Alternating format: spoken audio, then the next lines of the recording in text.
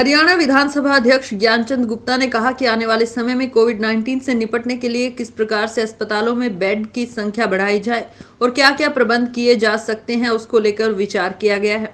उन्होंने कहा कि कोविड-19 की तीसरी लहर कितनी प्रभावी हो सकती है, उसको लेकर पूरी तैयारियां होनी चाहिए और इसी को लेकर अस्पतालों में बेड की संख्या बढ़ाई जाए, उस पर चर्चा की गई।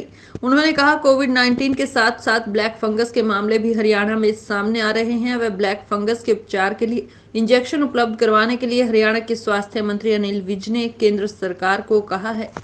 देखिए, इस कोविड की महामारी में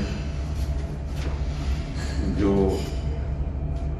मरीज हैं वो आज बहुत ज़्यादा दुखी हैं। बीमारी के कारण परिवार दुखी है। उस दृष्टि से आज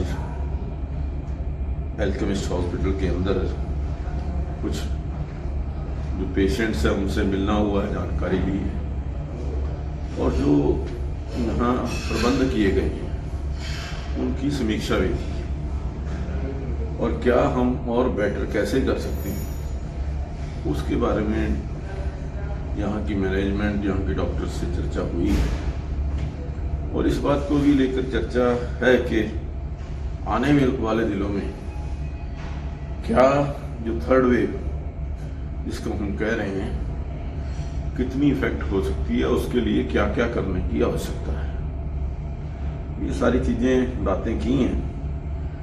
उसके पश्चात कल प्रशासन के साथ बैठ कर के सरकारी अधिकारियों के साथ बैठ के चर्चा करेंगे ताकि जो आने वाला कल है उसको हम कैसे सेफ बना सकते हैं, कैसे सुरक्षित बना सकते हैं, वो बहुत आवश्यक है।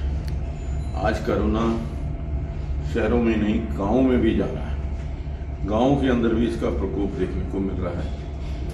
जो झुग्गी झोपड़ी बस्तियां कहीं कहीं वहाँ उनके ऊपर भी देखने को मिल रहा है। तो ये सारी चीज़ें देखने के पश्चात मुझे लगता है कि और ज़्यादा सतर्क होने की आवश्यकता है और ज़्यादा जो अपना यहाँ का इंफ्रास्ट्रक्चर है उसको मजबूत करने की आवश्यकता है। बहुत सारे केसेस पिछले 5-7 दिन के अंदर हरियाणा प्रदेश के अंदर भी आए। ब्लैक फंगस का इलाज किस प्रकार से हो सकता है, उसके लिए जो इंजेक्शन है वो अवेलेबल हो, उसके लिए भी हमारे सेहत मंत्री जी ने केंद्र सरकार से आग्रह किया है। और मैं समझता हूँ कि जो ब्लैक फंगस के पेशेंट्स हैं उनको भी पूरी तरह से ठीक करने में हम सक्षम होंगे, लेकिन उसके लिए और ज़्यादा सतर्क रहने की आवश्यकता है।